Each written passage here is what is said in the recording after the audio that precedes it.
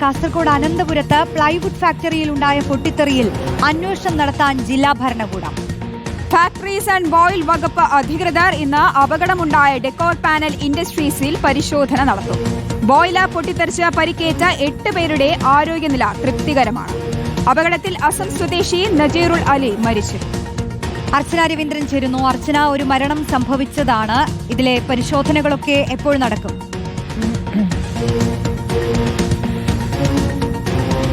രോഷിനി, ഇന്നലെ രാത്രി 7 മണിയോടുകൂടിയാണ് സംഭവം ഉണ്ടാകുന്നത്. ഉഗ്ര ശബ്ദം കേട്ട് നാട്ടുകാർ ഇങ്ങോട്ടേക്ക് ഈ ഒരു പരിസരത്തേക്ക് എത്തുന്ന സമയത്താണ് ഇത്തരത്തിൽ വലിയൊരു അപകടം നടന്ന ഇവരെല്ലാവരും തന്നെ അറിയുന്നു. നമ്മളിപ്പോൾ ഈ ഒരു ഫാക്ടറിന്റെ മുമ്പിലാണ് ഉള്ളത്. ഈ ഫാക്ടറി ഉള്ളിലേക്ക് നമുക്കിപ്പോൾ പ്രവേശനമില്ല, അനുമതിയില്ല. എന്നാൽ നമ്മൾ പുറത്തുണ്ട്. ഏകദേശം 7 മണിയോടുകൂടിയാണ് ഈ ഒരു അപകടം സംഭവിച്ചിരിക്കുന്നത്. നമ്മുടെ ആ സമയത്ത് ആ ഒരു ഡ്യൂട്ടിയിൽ ഏകദേശം 9ഓളം ആളുകൾ ഉണ്ടായിരുന്നു. അതിൽ ഒരാളുടെ മരണം ആ സമയത്ത് തന്നെ, ഒരു അപകടം നടക്കുന്ന സമയത്ത് തന്നെ ആ ഒരു മരണം സംഭവിച്ചിരിക്കുന്നു. തുടർന്ന് 8ഓളം പേർ പരിക്കേറ്റ് വിവിധ ആശുപത്രിയിൽ കഴിയുന്ന ഒരു സാഹചര്യം തന്നെയാണ്. ഇവിടെ അധികമുള്ളതും അന്യസംസ്ഥാന തൊഴിലാളികളാണ്.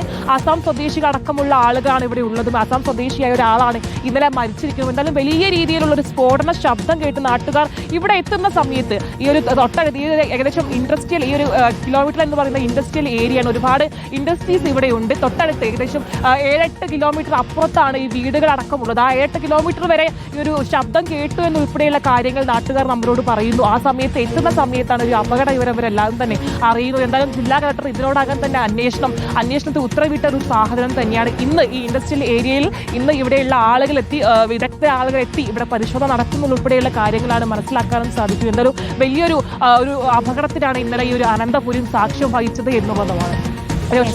അർച്ചന രവീന്ദ്രനാണ് കാസർഗോഡ് നിന്നും വിശദാംശങ്ങൾ നൽകിയത്.